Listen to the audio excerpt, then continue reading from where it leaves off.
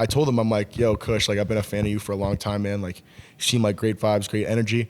I'm shooting a music video next Monday, you know, on a yacht, Belmont Harbor. You should come out. I'm going to be catering the whole event. I'm going to have like a lot of beautiful girls, you know, dancing around and stuff. And I remember his response, and he's like, can I bring my girlfriend? Like, she's hot. And I was like, yeah, bro, like you guys are both, you guys are both more than welcome to come. And,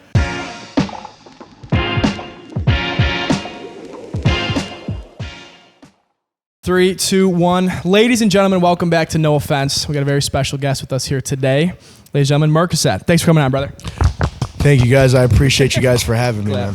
Thank you for coming, man. I really appreciate it. It's been a long time coming. We've been talking back and forth about this for a while. So we have. You know, I saw a lot of the work that you guys have been doing throughout the summer, and I love the energy, guys, 100%. Thank you. That's good to hear. Thank you. Yeah. Glad someone's noticing. Oh, no, I'm telling you, man, you'd be surprised. A lot of people notice. He always feels underappreciated, I this know, guy. right? I'm like, because I'm in there editing. I'm like, motherfuckers better like this. I swear to God. It's the industry we're in, man, honestly. Yeah. You know, you got to put in so much work, but it definitely pays off to a certain extent, you know? Yeah, and then I was, looking at your link tree and stuff, and you got like 7 videos in a row that are just massive now, which has got to be wild to have. Yeah, man. It's definitely something that I try to take pride in. One thing when it comes to like, music videos, I always try to get better every time I release something.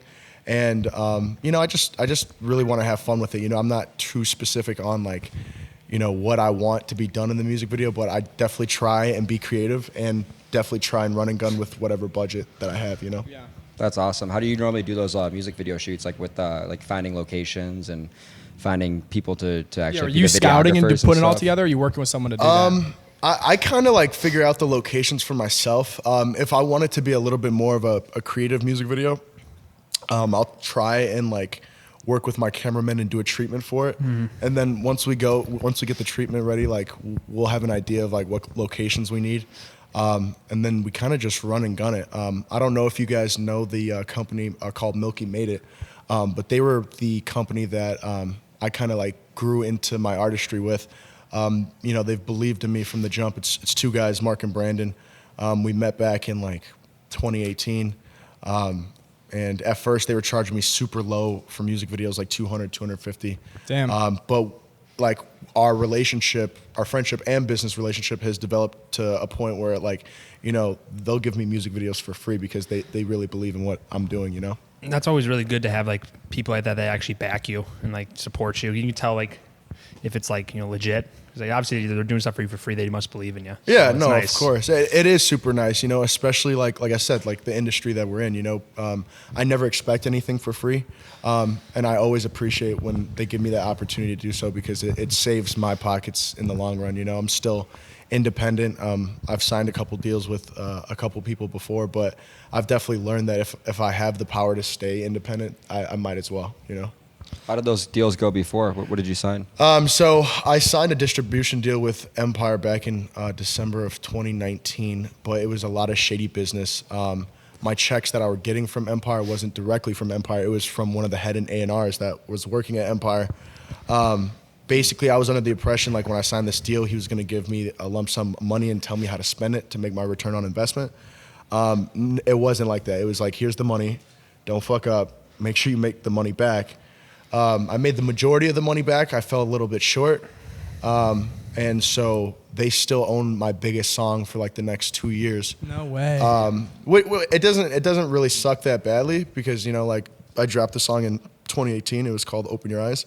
But like I immediately had to like disassociate myself from the individual that was managing me because he got control of my distribution account.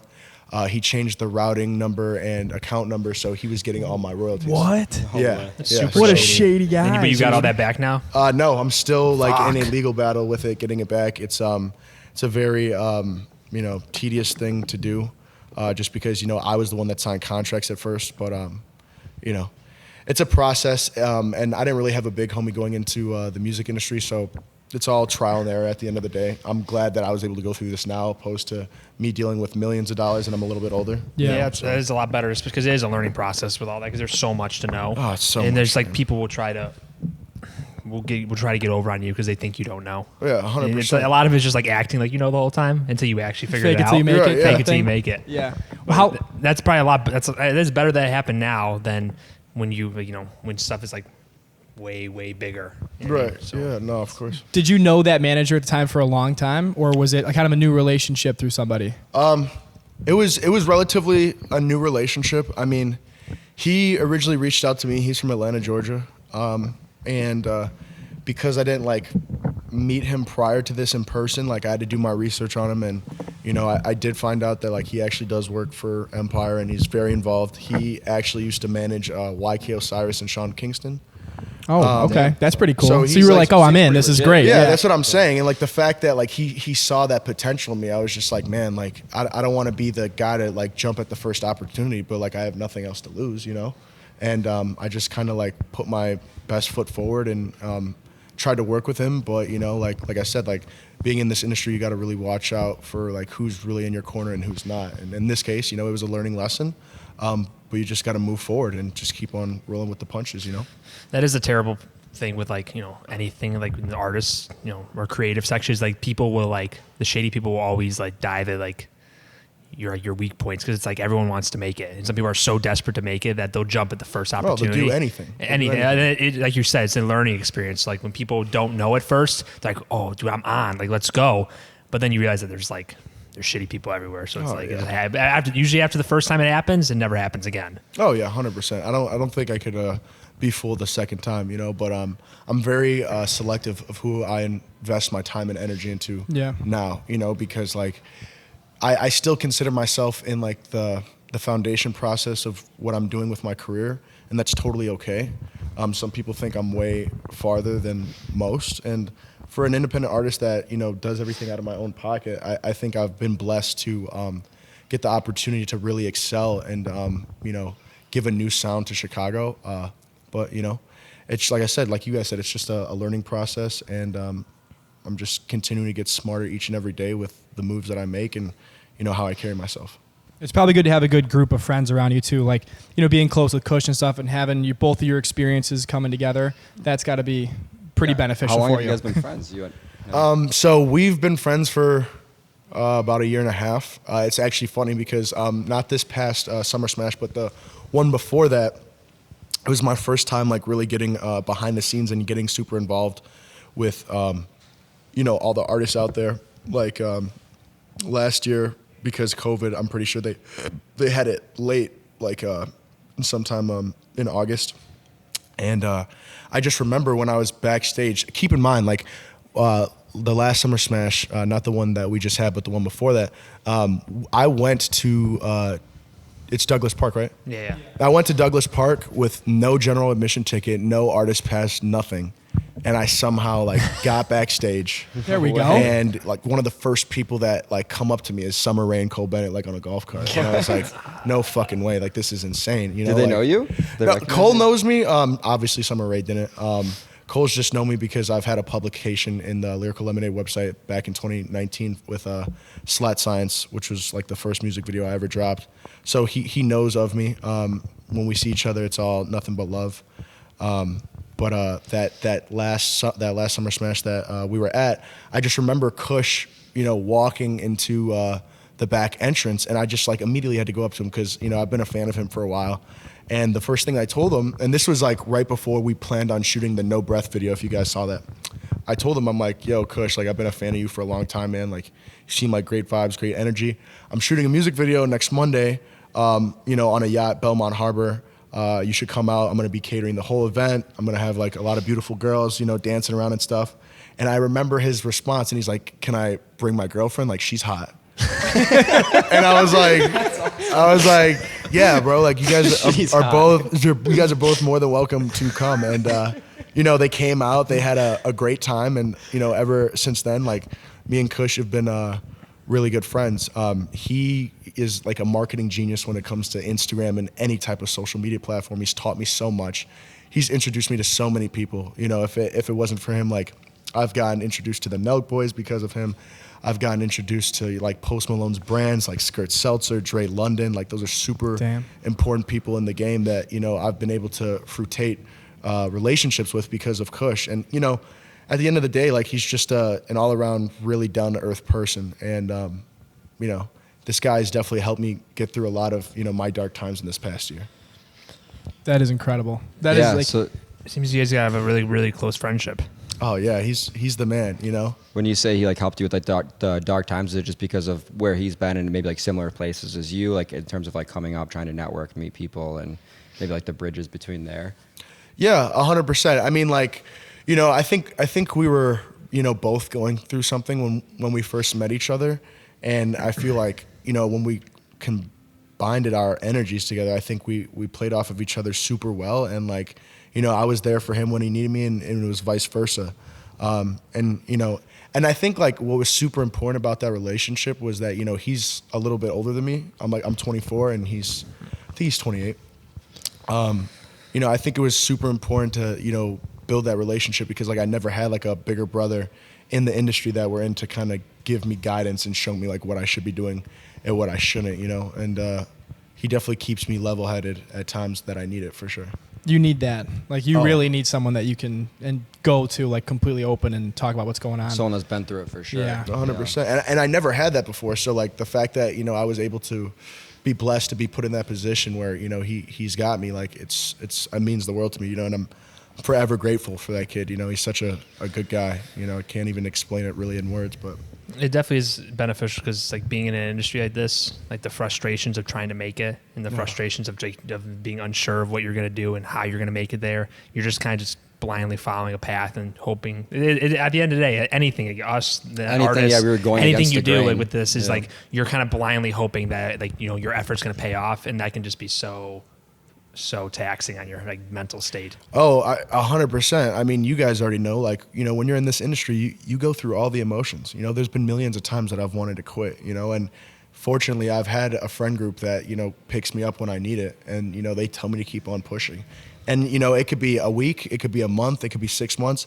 Every time that I, pick it back up and like willing to move forward, like I get another blessing or something great happens. And that's the beauty of like, investing time in yourself and like what you do and like what you want to get out of this life, Yeah, can't lose if you don't quit, right? Can't That's lose mine if and you Dom's don't like quit. favorite quote. Can't lose if you don't quit. That's very true, and it's also, I think I just, I think I just saw this on like Facebook or Instagram, but it was this older man saying like, how big would you dream if you knew you couldn't fail?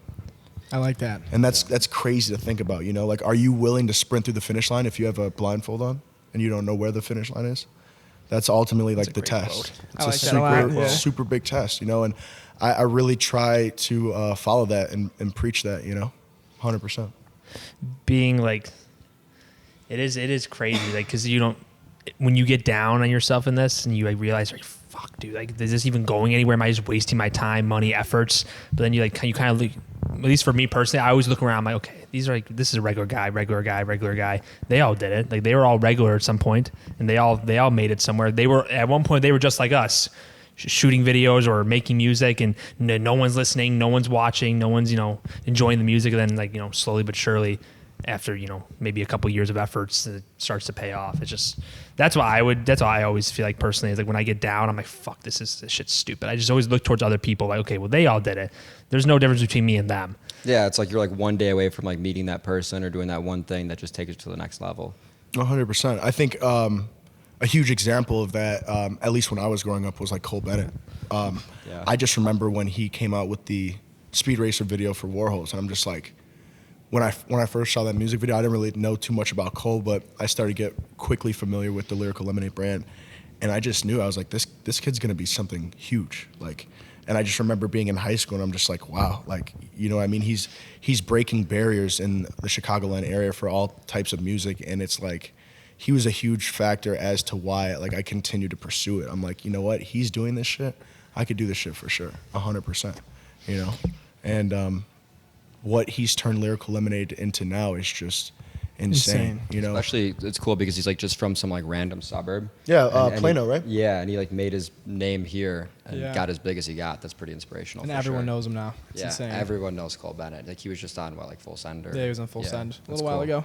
Yeah, That's just it's really cool to see that. And just like the whole growth process. Like there's a big stigma too. I feel like everyone always says don't compare yourself to other people, but sometimes I feel like if you look at it properly, it could be a big motivator. Yeah, with the right perspective. With the right perspective about it, you know. Oh yeah, 100%. I mean, like I feel like at the end of the day, you know, the only competition is yourself. But you know, the people that I try to compare myself to, I use that as motivation, never jealousy or you know hating in any way. It's just more so to remind myself, like, yo, like I'm in this too, and I could do just as many great things as these people are doing. But you got to stay persistent, and you know, you got to stay very focused. This is the biggest thing is like consistency. Yeah, it's like. That's why I always look at people like, man, they're constantly on the move. Like they're constantly posting stuff. But like that's what you need. Like it's like there's never like a direct. It's kind of crazy. Like being able to like pop off in whatever industry. There's never a direct formula for it. It's just like no one has a blueprint for it. Like the music industry kind of has it. Like with PR and going on interviews and freestyles on LA Leakers and all this. But like there's never really a for sure thing. Like, there's not a blueprint for what hits and what doesn't. It's just kind of like throwing shit at the wall and seeing what sticks. And then like an artist kind of sees it and they just go along with it. Like no two artists come up as ever the same. It's like always different, which is, I think is like fascinating. I don't know. It's like, it's never the same. It's always different. It's super true. It's super true. I think everyone, makes their own formula in the process, but the whole thing about the formula is like, and I'm sure you guys can relate to this. It's like, you're so unsure of how you guys are getting shit done that, you just keep moving forward in hopes of, sprouting new ideas, sprouting new success. And I feel like everyone defines success differently. I don't really define success as like how much money I have, what kind of car I have. It's more about like, how many people I was able to positively impact, and that's ultimately my mission statement, I'm not trying to be the most relevant artist in the world or the number one artist. It'd be nice to have that title at some point, and I think, I have the skill set to do that. But ultimately, like, when this life is said and done, people are going to remember you by how you made them feel at a given moment, and I think that's super important. So as long as I could add value to people's life before my time comes, then I know I was successful in this lifetime. That's a mission right there for sure. I love that. Yeah, I love if that. you can leave here and we all have good vibes, then that was successful. Yeah, I would say so. Yeah. I have just been curious that you walked in. You got so many fucking tattoos. I love the work that you got done here. I appreciate it. How long did that take? Oh man, I'm gonna say I'm 24 now. I got my first tattoo when I was 16.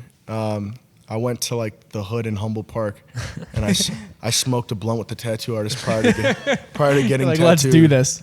It was insane. But after that, I kind of got like addicted to getting tattoos. I'm not sure why. I think it was just like a form of release for me. Growing up, I was, I kind of involved myself maybe with the wrong people and the wrong things. And sometimes, I feel like drugs was like my outlet for a lot of things. So when I kind of started getting into tattooing, it was like a healthier way to cope with shit.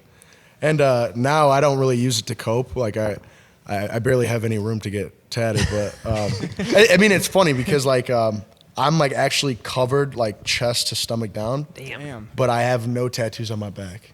Really? And like when people see me with my shirt off, they're like, "What the fuck?" Like, You just, they like, see me stopped on my halfway. backside and they're like naked as a whistle, and then the front side I'm like a coloring book. So it's funny to see people's reaction like that. But What's the most painful spot? I'm gonna have to say the ribs, bro. This shit fucking hurt. God damn, like, you are covered. This shit hurts so bad. Like the thing is, like when you get a rib tattoo, like I don't know, like do you guys have any tattoos? Ray's like, yeah, my ribs hurt. He's like, my ribs are really hurting right I now. have 4 right now. I got these 2 and then my ribs. But my first tattoo I got on my rib, and like when I went in there and he's like, "Do you have other ones?" I'm like, "No." He's like, "Your first one's gonna be on your ribs." I'm like, "Yeah." And he goes, "All right, good luck." Yeah, you're a badass. Like It was funny. a lot of the times when they have you do a rib piece, because it depends on like how you're laying or how you're sitting on the tattoo table. But one thing that tattoo artists try to do is, depending on how your body's positioned and where your tattoo is, they might have you hold your arm up a certain way, or they might have you hold your arm down a certain way, just so the tattoo doesn't stretch over time. And because I was getting like a whole like scripture on my ribs, they had me like have my arm up like this the whole time, and it was like God. completely stretched. And For I'm like "Oh my hours or God." what? The quote took about 6.5 hours. And I took one break. Your hands just numb. Oh, I mean, I was about to pass out. The dude's looking at me like I'm white in the face. He's like, bro, you want to finish this? I'm like, yeah. I mean, might as well. Good thing you were laying down already. I mean, it was funny because like I remember prior to getting that rib piece, like I purposely got a little chubbier for like 2 months prior because I'm like, I'm not going in here like super jacked and shit. This shit's gonna hurt. Just grinding on bone. Swear to God. And I went in there thinking that like, oh, I'm a little bit chubbier now. It's not gonna hurt as bad. No, that shit was horrible. And no amount of numbing cream fixed that shit. I was white in the face. I looked like I saw a ghost. It was like the dude asked me if I wanted to just come back the next day. And I'm like, no, like we're gonna finish this now. And then, I was able to get through it, but that was definitely the most painful tattoo ever, for sure. After I was about to show you this video of me passing out and falling off a chair. That shit. Yo, I saw that. Did you see that? That was insane. I was like, bro, you So funny as shit Everyone ever. wanted to bring it up. Yeah, it was so funny. that was insane. Are you okay? How long ago was that? Yeah, that was like 3 months ago. 3 months Something ago. like that. I got the other one. The other one was Whoa. fine. That That was was so funny.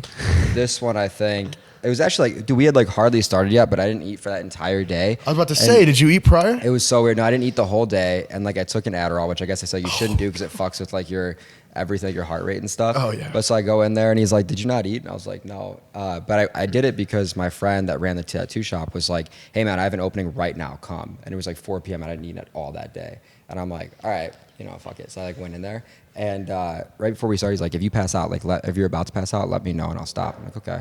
So he like kind of starts. He did like a tiny line, and he like, looks at me. He's like, "You good?"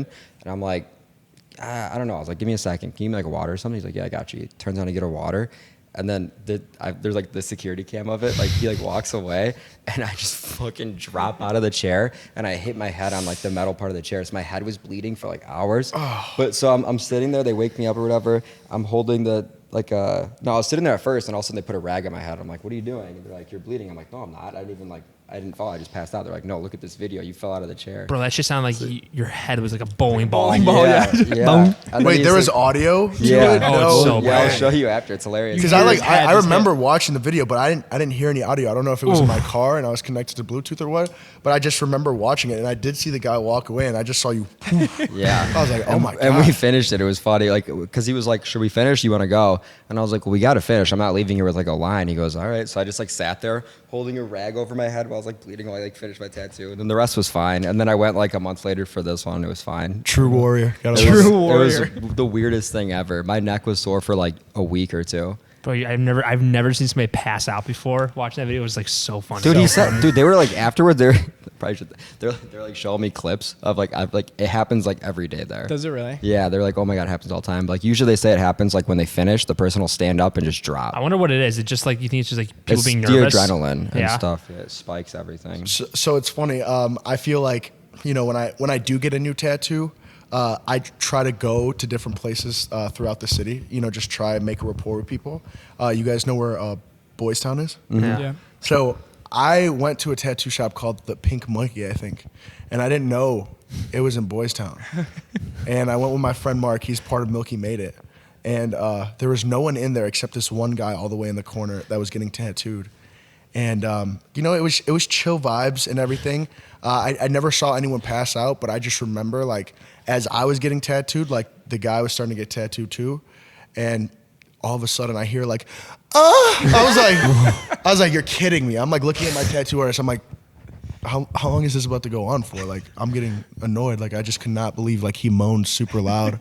During his tattoo, or was he elsewhere? He was What do getting you mean? tattooed. I thought this dude was like, in the I thought this back. dude was like having sex or something. I'm like, bro, I've never seen someone like moan in pain like that before. And then they told you, "Merc, come back. We're ready for you." Yeah, basically, The key for me, I realized, ready that, and for this, you. I went to the same guy as like the guy that I passed out with the first time. So second time I go in there, he's like, "Dude, just throw AirPods in, like watch like YouTube, you'll be good." And I'm like, just "Okay." chill. So that's what I did. I just like watched YouTube. And it was Yeah. fine. It was all good. It was weird. If I was a tattoo artist, I'd put like like the gymnastics things down, or like the wrestling pads. So people On the can follow you. floor. That's a padded smart on the floor. idea. Well, when I went the second time, they put the things on the side of the chair. He's like, Yeah, he's what are like, "You're not those? falling on me again." Fuck. Fucking awesome. said, "Fool me once, shame on you. Fool me twice." Literally, yeah, he was like, right when I walked in, he just slapped the things up. He's like, "You're not doing this to me." I don't have any tattoos. How does it? No one describes. How does it feel? Does it feel like a cat scratch a million times, or People say, what's but it feel just like? sucks. I don't know. I feel like it's like It's kind of like what you'd expect. Like a really deep scratch. 100 to 200 warm bee stings.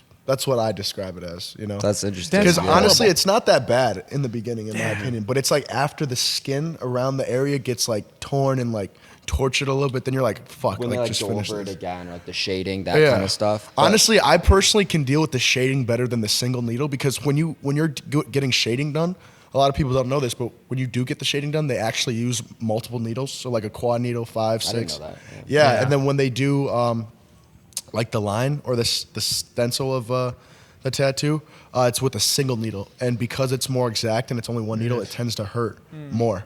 But I mean, it hurts both nonetheless. But I just find it more painful with the single needles. You have your thighs and stuff, right? I got one tattoo. I wish I had shorts on. I have one tattoo on my leg, and it's an egg on my leg. I love that. Let me see if I have a picture. The thighs I thought like weren't so bad. No, Like, it wasn't bad. bad. I was tweaking out though because like when I'm nervous about a tattoo, I'll literally ask them like, "Yo, like, does this area hurt?" And like they look at me with the craziest look. They're like, "You've been doing this shit for years. What, It's so like, funny. Yeah. what do you mean? Like, is it gonna hurt you? I'm sure you're gonna be fine." And I'm like, "Well, I've never had my legs tattooed before, so I'm kind of nervous." One of my buddies got hammered. They all went to the tattoo parlor, and Is this well, we have a Josh or lot what? of them actually. That did stupid shit on their legs. But one of my buddies got Bush did 9/11 right on his ass. Oh, yeah. No way. My other buddy got a Hold spear. on. He didn't go to a tattoo shop. Adam did it Oh, for did him. Adam do that? I thought he Adam went to took the the gun spot. out and just did it for him. Oh my No god! way. You guys have a friend that does tattoos? He doesn't do tattoos. That's the best part. What? Wait, he doesn't do tattoos and he has a tattoo gun? Well, he's practicing. Okay. He's trying to Is he learn. still or He's no? learning. I don't know. All I know is that they have one. I remember them. It's all fucked up, bro. It's like It's pretty bad. squarely, like terrible. My other buddy got a spear for no reason. It doesn't even look good. It just goes from here to his knee. Just a spear. Who did that? Dylan. Did he really? Yeah. I didn't Oh, know it's that. supposed to be an arrow, but it just looks He's terrible. got a fish hook too. He's got a fish hook on it. Yeah, he's got a lot of stupid ones. I got on my his- friend drunk and we took him to go get tattooed and he got an agave plant tatted on his leg. That's I actually actually kind like of cool. that. I actually like that. That's pretty dope. Like, Yeah. you know, he said he's always going to remember me because I was the one that got him to do it. So, the agave tattoo. I yeah. love that. You can never forget about that one. Does all your work have meaning, or you just kind of go with what style-wise what you like? I'd say the most part it has meaning. A lot of the stuff lately that I've been getting definitely has to do with artists. The quote that I showed you guys on my ribs, it's actually a verse from one of XXX's songs called Slipknot. And the quote says, "I'm sorry, Mom, I didn't mean to fucking hurt you. If I could touch my worth, I'll show you heaven on this earth. So if alive or in the dirt, I swear to God, you'll be my first priority before the hurt. That means for better or for worse." Damn. Big fan of X. I think he was one of the most creative artists and most impactful artists of our generation. And it was sad to see him go at such a Yeah. young age, you know? Yeah. No, I wasn't really tapped in with him like that. It was like crazy when he did when all that shit happened, like how much fan support he had. I didn't realize how big he was. He had like a cult following. I didn't He did. realize Oh, that. yeah. Yeah. It was crazy, you know? And I really don't know how I got introduced to him, but like, you can just, like you said, cult following, you can really tell, like, you know, how big of an impact he had on the world. You know, I think he really, you know, kind of just like Juice WRLD, I think he really was the voice for people that could not, you know, express what they were feeling throughout their life or felt like they didn't have anyone to talk to. Yeah, It's crazy. a There's big been help so for like many him and artists. Juice both, like with mental health and stuff. They were big on that, They were. which is pretty cool. Yeah. Yeah. It's a big key component too. Music does help a lot of people that can't, It talk does. to anybody or express it to anybody. And plus, you see know, someone like as big as like Juice or X or something going through something like that, you feel like you're, it's like a point of like validation to think like, oh, someone like that's also feeling this Yeah. way. So you feel like you're kind of more normal and you're not just like alone with like your weird thoughts. That is the most like fucked up part. Is like they're rapping about it or singing about it or making music about it, but it's like it's actually like it's actively going on with Yeah. them. Especially guys like Juice, because he just freestyled the whole time. So like that was just stuff like did you watch the documentary, the Juice documentary? I think they were saying they were like, we started to realize it was really messed up because you'd like be like freestyling and then it would just get like really dark and they're just like, You're like, where is this coming like from, bro? yeah, this is just coming off the top. So it's like your subconscious kind of speaking to us, like a cry for help almost. Yeah, I mean, it killed me with the whole passing of Juice because most as far as like substance abuse. I came up with the name Mercocet because like I don't know if you guys have ever heard the term like Merc, but it's kind of like a fighting term or like a killing term. Like damn, that dude just Merc got somebody. murked. Yeah, he got You know what I murked. mean? And then obviously a set is a loose association to the pain pill Percocet. Growing up, like I had a horrible substance abuse with like perks, and I started to slow down when Juice passed. That's clever. Just because, I just knew that there was more to my life than just taking these drugs. But when you put, like, obviously, like I was saying back to my name, like when you put Merc in a set together, it's like fighting pain or killing pain. That's Damn. so And cool. it's like a lot of the music that I've made in my life is to fight or kill off the pain that I've dealt with, That is cool. How old were you when you Perks. got kind of started getting in that path? I'd say as Merc, I was like a freshman in college. My first original rap name was Moochie when I was in high school, but I wasn't really taking it serious like that at the time. And I got the name Moochie because I was a little bit on the chubbier side growing up, and we started getting into like smoking weed and shit. And I remember one time we did a late night, me and all my friends did a late night Taco Bell run, and we spent like $100 on food. And we were waiting to eat. You guys must have been We were stoned. waiting to eat the food at my friend's house, but they, for whatever reason, I don't know why they did this, they fucked up, but they gave me the bag to hold on until we got back to my friend's house. And by the time we got back to my friend's house, I had eaten like almost everyone's order. And they're like, damn, like, what the fuck you doing, Tyler? Mooching on all our shit. And then Moochie kind of just became my thing for a little bit. I was just like in love with food and shit, but then That's awesome. That's cool. when I got more serious into music, that's when I made the transition into Mercocet. But I was always skeptical because I didn't want people to perceive in the way that I was trying to glorify drugs and stuff. That's not what I'm trying to do. I know there was a lot of speculation around like Lil Xan's name at the time, and I just wanted people to know it wasn't to promote drugs in any way. Did it take you a while to kind of get out of the substance abuse stuff? Like how long did that take, or is that still a battle you're kind of going through? As far as substance abuse right now, like I don't take drugs. It's not that hard, but like I feel like it's almost like a transfer of energy. One thing that I was talking to one of my best friends about recently is like, even though I'm not like doing drugs and stuff right now, like I find myself drinking a little bit more than I should have. Sure. And I'm not even that big of a fan of drinking. I think it's actually gross, but I find myself distracting myself with alcohol when I'm in my lowest lows. And like I said, I don't think there's anything wrong with going out, but everything in moderation. When you go out so much, it's almost like when you're in the club, it's almost like mind control. Yeah. You see the same people every weekend, they're doing the same shit. Like, what am I really missing out on? That's a great point. And as long Similar as mindset. as long as you know it, as long as you're able to like realize that that's what's going on, you can pull yourself back in, then you can kind of control it better. It's just if you're just unaware that you're going crazy, then it happens for too long, and then you go off the rails. But I don't know, you can go out every once in a while. Yeah. You're good. I agree with what you're saying. Being self-aware is super important. And sometimes, you need to have those uncomfortable conversations with yourself, even though you don't want to, and like, you got to remember, like your body's a temple. You have one body, you need to take care of it as much as you can. And I'm starting to learn that now, because when I was in college, I could go out and get drunk until 6 a.m, lift from 7 to 8, be at class by 9 o'clock. God, those are the days. I We're do all the in same the shit same now, spot, yeah. and I need Pedialyte, I need vitamins, I need to stretch, I need to go out in the sun for an hour, I need a gallon of water.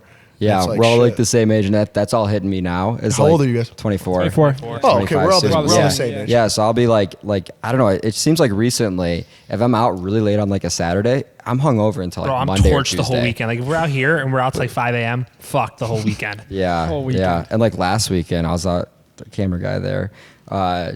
It was a really, really good time, but man, I just got way too gone. It was bad. It was really bad. And yeah, it took me a couple days to get over it. But yeah, you have those Sunday morning conversations with yourself. You're like, man, what the fuck was that about? I love those ones where you're like, I'm never doing this shit again. Never my again. God. Oh, yeah. Never again. Yeah, you get a call from like the Jack Daniels bottle next week. Oh, I was just about to call you. Yeah, but it turns into like a social thing too. It's like, man, like what else am I gonna do? Just like stay in. All my friends are out. I want to go out. That's true. And Imagine then, people who are alcoholics that can't and physically actually can't control themselves. That must be. It probably gives you respect for being able to actually enjoy things without liquor. True. It's like all of our society is so encompassed with just like drinking. It's like biggest part of every social occasion. Yeah, I was about to Drinking say has to do super with it. socially acceptable. Like Yeah. everything has to do with drinking. It's like actually, I always think it's like kind of fucked up and weird. It's like literally every single thing is based on if mind drinking control. is going on. Yeah, there's like, oh, a- it's be fun. Well, we're drinking. If you well, we're follow celebrating this, we're drinking. the Andrew Huberman Lab podcast, his like definition of addiction is like the slow narrowing of things that bring you pleasure. And I thought that was the coolest way to put it. So the narrowing of things that bring you pleasure. So if you can't go out without alcohol, that's like an addiction starting, or like a drug or whatever. But it's like eventually you get to a point where you can only have pleasure with a certain substance or a certain thing. So I thought that was like the best way to put it. I like the way that you worded that, and I think a lot of people confuse pleasure with peace, and you know, I don't want people to get confused. You know, a lot of pleasure is not peace at the end of the day. You know, sometimes I rather choose peace over pleasure because that's what's going to keep me grounded at the end of the day. You know what I mean?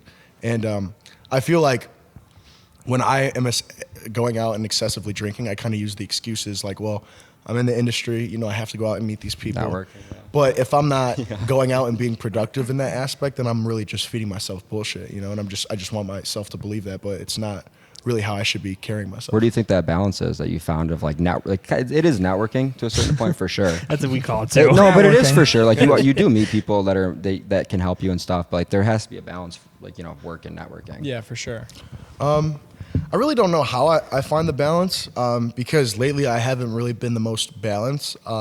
Last night was the first time that I decided like, yo, like I'm not going out.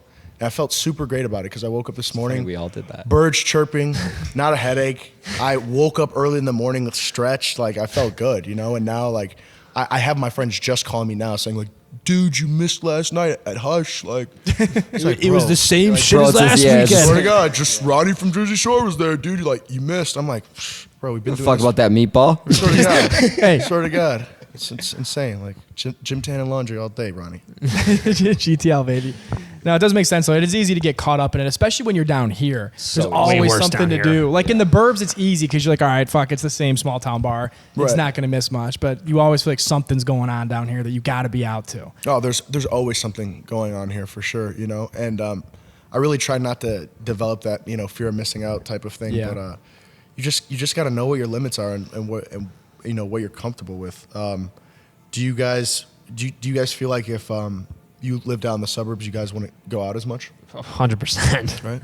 Yeah. I mean, we still do though. We do we go either out way. still, but it's not like You're done 4 by a.m. midnight. Like when we Right, when we yeah. come here, it's like 4 a.m. benders always. Birds Like, chirping. always. I have videos coming up all the time, like on our Snapchat memories and shit, just like rolling into work on a Friday at 9 a.m. and like from Chicago. I'm Yeah, like, this is we've had not a some smart crazy ones, idea. for sure, yeah. Why would I do this? But it's always a good time. But It's it's, a a great difference time in the between moment. pleasure and peace Yeah. for sure. No, yeah. Yeah, I mean, I it's know very you definitely pleasurable, regret it but- when you're at work and your head's pounding. You can feel a heartbeat in your head. Oh my God. Yeah, and then you realize you're like, man, like I wouldn't have missed much if I didn't go Exactly. out. Like you think 100%. you would have FOMO, but like the next day you're just like, man, it was the same shit as last time. Yeah, Exactly. You know? I gotta continue to remind myself that, you know, it's like they're not going anywhere. You know? Yeah. And one thing that Kush taught me that I thought was super important. He's like, bro, keep yourself exclusive. You know, you don't have to be out all the time. I think that makes people value you a little bit more and like really That's what true. you have to offer. You know, That's so. good. I feel like, you know, when I'm out all the time and I'm super present, then it's just like, like it's Merc, what's up, Merc, blah, blah, blah, blah. But then it's like, you know, you spend a month or two just like really working on yourself and you almost like pop back up as a whole new person. And it's Yeah. like, wow, like you can definitely see the work that's been put in, you know, and that's super important. I love that. That's awesome. That's Yeah. something that a lot of people need to definitely do because you get a lot of the A lot of weekend people, warriors. us. I mean, shit, yeah, us too. We go out us a lot. too. No, that's a good way to look at it. Is like keep yourself exclusive. Like Yeah. make it a big deal when you pop out. Yeah, Yeah, exactly. Haven't no seen one you in a really while. sees us when they only place people see us on our stories. You see all the people following us like flies, like all of our frog. It's always the best like, when you Flies. see them. He says It's they're true. flies. It is true. You look on your story, you see like people. You're like, oh, what? Like these people view my story like fucking first 10 seconds I post. It's like I always find it interesting. 'Cause it's like, I I'm think like the hard thing. Are you too, on your and story a lot? I'd like to ask you about that too. Always, Is like the yeah. second that you get to the point, like, and it happened like more recently for us, and not really from the podcast, but just before that from like business stuff, is that you get to a point where you like meet enough people to where you just get invited to like cooler events and free things, and like you know you get stuff thrown at you, and those are just hard to pass up if you haven't like experienced that before. You know what I mean? Yeah. Yeah. I don't know. Oh yeah, no, 100%. I mean, like I feel like if there's an opportunity, like you should always take it. You know what I mean? Like, what do you really have to lose? You know, like saying no to someone can possibly put you two steps back, and like I think it's super important to always try and build a good rapport with people, and also leave a really good first impression. You know, even if it's a short moment of time. You know, people are going to remember you by the first time that they met you and how they met you and how you presented yourself and stuff. And believe it or not, you know, that definitely goes a long way. That sticks. That's exactly what sticks. The first impression. You got any stories where you just like did those opportunities and you just showed up like to the club and you just got way drunker than you wanted to type of thing, and you felt like, oh, maybe I didn't leave the right impression? Oh yeah, no. I mean, everyone does. I feel like, yeah. Yeah, I definitely have my fair share of stories of how I feel like I could have composed myself a little bit better. One of the first big shows I ever did was I opened up for K Camp back in 2019. Damn, that's awesome. It was super cool. It was like one of my first big shows. My friend, brought me out. He owns a company called MES Presents. He kind of does all the organizing for event shows for a lot of Midwest colleges. He was like the head of ZBT at IU. And so he brought me out. The one thing that I regret about that was I got way too wasted before I even went on. And it got to the point where like I wasn't even singing. And now like at this time in my career, like I didn't have a lot of songs out. So I mean, I kind of will give myself that the excuse, but like I was super drunk and I ended up like singing Drake songs on stage because like I don't know, like something about like the crowd like singing along to it I loved, and like I was just like, bro, fuck my music. I'm just gonna be playing Drake shit. Like they're not gonna know the difference. Ripping cover songs. Yeah, love that. Everyone's drunk and shit, and like I just remember like I had a couple conversations with K Camp, but I just felt like I was being so annoying because I was fucking wasted, and it was like. Prior to the show, they brought me and K Camp together, and they're like, so like, part of the deal is like, you guys have to be in the green room.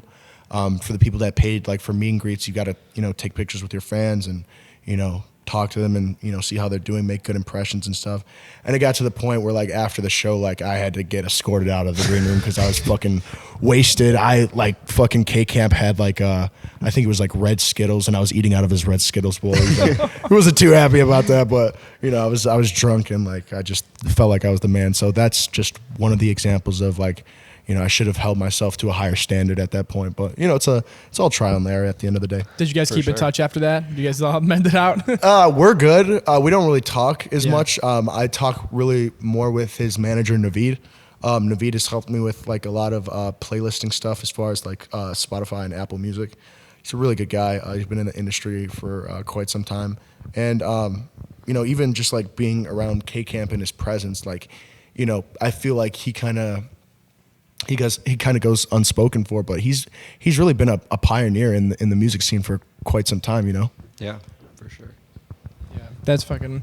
Who? This is like super off topic, kind of. Who's the guy that loves to golf? You always tell me about. Oh, you're talking about Schoolboy Q. I saw him on TikTok. He golfing golfs? the other day. I did not know It's Schoolboy so Q funny. loves It to was golf. yeah, it was so I've random. been seeing him on TikTok golfing. He was on like a GQ interview, actually looks really and he was good. just like pulling out his golf gear and stuff. It was so funny. It was hilarious. He's like, I be You smoking just like blunts wouldn't out there. expect it. Is he? So he's super into golf. Do you guys know what kind of clubs he has? I do not. I have no But he's got a idea. really good swing. Like he looked really good on the videos I saw. I was like, He shit. I was So you about to did say, see that? Yeah, I saw, I him on saw that TikTok. interview I'm like 3 I'm years Vane ago or told me about something. This guy, yeah. Yeah. He does his wild. own thing. It's kind That's of weird. wild. Yeah. He probably just wanted to be out in a different scene, he's probably maybe got tired of like clubbing and all that stuff. He was like, I mean, fuck he's it, I'm always hitting done a his own country thing though club. for like years. Like he's always like off the map, and then he drops an album on for a second, then off the map again. Keeping himself Golfing. exclusive. Yeah. Do you guys think it's cool when artists do that? Like when they kind of go like very like MIA for a while. Some and then people they can pull pop it, some back up? can't. Well, like Cardi Sometimes. does it, Kendrick. They can Schoolboy. pull it. I think it's if 100%. like It's cool because they're not like playing into the world. They're just doing like whatever the fuck they want. I Yeah. kind of like respect that. It's like super genuine. But if you notice, all those artists that you list have like really, really, really unique styles, and they can actually like spit, like or like they actually can make good music. Or they're If it was already like big. fucking, I don't know, Lil if it was Pump. Lil Pump going exclusive for like going silent for like in a year, people would just forget about him. If it Yeah, was 100%. versus like J. I Cole, agree. I think for the newer artists, it's definitely like a momentum thing, but I think it's super important for them not to get like too wrapped up in the whole what I call the rat race. I think you should really just like be driven and motivated on your craft, and like at the end of the day, I said like you're only in a competition with yourself, so never try and compare yourself to people in the wrong way, because I personally feel like comparison is the root of all evil. People go on Instagram and I think they try to get immediate gratification right away by looking at other people's stuff, and it's like, you're not seeing people post their failures on Instagram. It's a fake world out there. Like, you guys ever see the fucking like the car emoji and the chicken emoji? They're the fucking same size. Like a car is not the same size as a chicken in real life. So, you know what I mean? It's like That's funny. It's a good comparison. It's Yeah. like don't don't go on Instagram trying to find immediate gratification, because everyone's going through shit, and just because you can't see it doesn't mean it's not going on, you know? Yeah, that's very true. And a lot of people do try to just post the highlight reel. Yeah. You have no idea what's going on in the background. I think we all fall victim to that, you Sure. know what I mean? And I totally get it, but I believe it's important to, like, you know, kind of show the good and the bad to a certain extent, so, you know, people can relate to that a little bit more. Especially if you have people like looking up to you. Like you have a lot of followers, I'm sure, that are kind of actually following your story and stuff. So it's important for them to see it. Yeah, I think in the last year, you know, a lot of people have gotten a little bit more curious about me and like what my story is, because, you know, originally I wasn't, you know, planning on going full force into music. Believe it or not, in 2019 I was actually in the military. At the time I was in the Navy. And, Oh, really? Yeah, and I got into you know, some trouble in the military, and I didn't get like dishonorably discharged or anything, but if anyone is in the military, you know that if you get in trouble, you have the option to deal with it in civilian court or military court. And I just remember, like, I was advised not to deal with it through military court, so I just kind of like withdrew and dealt with it as a regular civilian. And, you know, I got out of that little situation, but I know that was like the huge deciding factor for me to say, like, you know what, like, I've been through a lot, like, I'm super passionate about music, and I'm only going to be young once, so I might as well go 110% right now. And, Yeah. and ever since that, like, you know, I've been able to hit milestones and peaks in my life that I never, ever imagined that I'd be able to do, you know, like the No Breath video, we shot that last summer, and we just dropped that July 1st, and it's one of the most trending music videos as an independent artist in the Chicagoland area right now. We've done like almost over 3.5 million views in like the last 60 days. That's incredible, dude. Damn. That's awesome. It's a huge milestone, and I'm super happy for the future. And, you know, I could tell you guys the next music video that I release, you guys will be blown away, 100%. I'm excited to see it. That's so exciting. I'm Give us some- definitely Can you excited tell to us see it. anything about it? You gotta give Or some do you have promo a- tips. Yeah, you gotta give us afterwards. some promo tips. The next music video, I'm not going to get too much into detail about the whole like storyline behind it, but it's definitely something that I went through in a previous relationship, and you know, it put me to a very vulnerable stage of where I felt like I wasn't deserving of anything good in my life, and in this video, like, you're going to see me talk to myself in third person a lot. Like, I don't know if you guys ever saw the I think is it the X video was Sad, when you see him sitting on the chair and he's talking to this like dark figure. Yeah, that's a dope ass video. There's a lot of points where I'm like talking to an individual of that stature, and you can't really see his face and stuff to that, you know, but it's kind of like my subconscious. And he's like asking me like am I sure I want to continue to go through with this, because, you know, like I said, anyone in this industry knows like how much, you know, like stuff you go through, like as far as loss. And you know, I feel like this, not just the next music video, but this whole next, you know, collection of music is super important to me, super special to me. And it's not a lot of rap either. You know, I originally got into music off of rapping, but the way that I've carried myself now is more so, you know, like a pop artist. Like I love singing. I've been into singing for such a long time. My mom is Swedish, so she had me in Swedish singing classes for like 8 years. Sang for the Chicago Kids Symphony or Orchestra, whichever it is. And I just like really fell in love with singing. You know, that's like my love language almost. Yeah, that's awesome, dude. And so how long is that? I mean, are you working on that currently, or is that going to come out over the next, you know, what's the time frame look like? I dropped my debut album around this time last year in September, and it did relatively well. I really want to shoot for like January 1st for the sophomore project, but that could be delayed a little bit, or it could be sped up. Sure. I think it all depends on who I'm surrounded by in the next 6 months. I am in the talks with a new label right now. It's called APG. They are LA based, but the founder of it is originally from Chicago, and he found one of my songs, Blender, on Shazam, and he was like super curious about like what my plans were for the future, and if I was willing to move out to LA.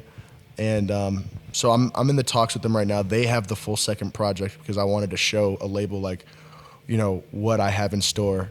and it's like literally like 98% all singing, and they just like they could not believe it. They were just like, you have no idea like how much bigger you're gonna get in the next couple of years, you know. And it still hasn't really settled in with me yet, because like, you know, when you really meet like a super famous person and they're humble about it, like, you know, at the end of the day, we're just all regular people, you know. It doesn't, there's no like fine line of like how to treat someone a certain way. The principle that I live on is like, you know, I would shake the CEO's hand the same way I'd shake a janitor's hand at the company. You know, you got to be super humble about your beginnings, and, you know, just be nice to everyone. That is the key. Honestly, you get people who are just such standoffish assholes, and some people that aren't even that like big or anything. Like, who do you think you are? You know, I don't understand why people need to treat you. Were just like, everyone bleeds. It's all the same shit. that's a good point. Everyone bleeds. That's so true. That's facts. I love that. It sounded kind of fucking morbid. Yeah, I was like, Jesus I'm Christ. like everybody bleeds. Everybody, I'm like, They damn, all bro, bleed right? the same. Everybody's bleeding. Step away. Would you ever move out to LA? I've considered it. I mean, I most likely will. Probably not permanently, but I believe it's super important, especially considering like the artists that I want to work with. You know, I've had my eyes set on Black Bear and Machine Gun Kelly for quite some time. That'd be awesome. Yeah. What they've done in the last 2 years, I think, is extraordinary. And, you know, I see a lot of people giving Machine Gun Kelly shit for kind of, you know, jumping over into like the punk star, you know, genre. But I think that could have been, you know, the best decisions, you know, Best movies made. ever Yeah, made, you I know? love it, And yeah. it's like, don't get me wrong, like, I think one of my favorite songs by him when he was rapping was like Wild Boy with Waka Flocka. But like, man, like the shit that he's making now, it's just like, I consider it timeless music. You know what I mean? And It's really good. His super music good. is I love really it. good. He personally, though, to me, little cringe as fuck lately, but his music is way With way his better music, now. he got super lucky to have Travis him Barker and- in his corner yeah. and helping him to produce all of that, you know, having like that kind of like Blink sound and everything. And I love it. I think it's cool. He like brought back a whole genre of music. He's so 100%. punk. I love it. He's like, You like my that? tears, my feelings. Well, he like, I feel like he deserves a lot of credit for bringing all of that whole scene back. Yeah. 'Cause it was he kind of did. forgotten No, about. He did. no, he is really good. Don't get me wrong. Like his shit he's been making has been really good, and it's like a lot of people try to do like the punk shit, but it's not believable. Like there's been people like Ian Dior and like, you know, there's other artists that pull that, but it just doesn't sound like quite as good. He pulls it really well, and he can actually play guitar. I'll give it to him. Like Oh, he can? He He can play actually guitar. can? Yeah, he can Yeah, play he guitar. does. He's that's decent. wild. I thought it was just like a No. show. He's he's- actually like a musician. He's for decent. sure. Like Yeah. he's been playing for like, I mean, for somebody his job is being a musician. Like he's been playing for a couple of years. Like I'm sure that's all he. They don't have another job, so I mean that's their job is to be, you know, be a musician. So he has time to practice. Yeah, So he's talented for sure. he's talented. in I mean, every like musical way. Yeah. and Travis Barker is just an incredible fucking producer. Yeah. Yeah, Travis Barker definitely, I'm sure, helped him a lot with just like getting that right sound, and the combination of them made some really cool It albums. was probably so the best far. move after all that shit with Eminem, because like everyone was just like shitting on him. I feel like he was kind of destined for that anyway. So he's always had like kind of a punk vibe. Like for a rapper, he was always like pretty different than a typical rapper. Oh, 100%. He's been right there. I think it's like, it's super cool though, because like, you know, you have to be a very specific or special individual to get someone like Eminem to respond to you. Right? True, yeah. Yeah. You know what I You know mean? people So like it's try to get that? No. So like for people to give him criticism about whatever he did was great. It fucking worked. Great marketing on his end. Yeah. And then he jumped out of that genre into something way better and made it an amazing sound, you know. Mainstream sellout and Tickets to My Downfall are definitely going to be albums that are definitely not unforgotten in the next couple of years. He was definitely like, I don't know, when did Tickets to My Downfall come out? Last year or this year? That That was like the summer. Like was this like whole 20 like album was like the 20 summer or songs of 2021. 2020. I think it was 2020. And then the last one came out like pretty recently. Yeah. I loved him. I love those albums so much. Yeah, I can't listen to them anymore because I've heard them like a million. million But I can like times, listen but to they're it a still million good, times. though. Like you said, it's like timeless music. It's Like you timeless. can It is good, actually though. re-listen to it, which is impressive. That's pretty rare. Yeah. That you're okay with listening to it 10 times in a row. I know, seriously. 100%. 100%. Well, shit. Well, cool, man. I think we got a lot here. I'm happy about this. Thank you so much for coming on, bro. I really Yeah, appreciate thank it. This you. was a blast. Of course. Thank you guys for having me. You guys are a great group of guys, and I look forward to seeing you guys in the future. I'm excited for the content that you guys are going to be pumping give a shout out. out to your socials before you hop off. Chicago. Shout out to my boys at the podcast, No Offense Podcast. You guys can follow me on Instagram at MERCXCET. That's Mercocet. On TikTok at Mercocet as well. Appreciate Thank it, you. bro. Really Thank you, look man. forward so to much, watching man. you grow. Can't wait to dude. see it It's all. gonna be Excited. exciting. Just continue. Likewise, guys. I love the content that you guys are pumping out, and I'm excited to see what you guys are going to do in the future. Thank you, bro. Thank you so much. Awesome. Thanks for watching, guys. See you later. Adios. See you guys.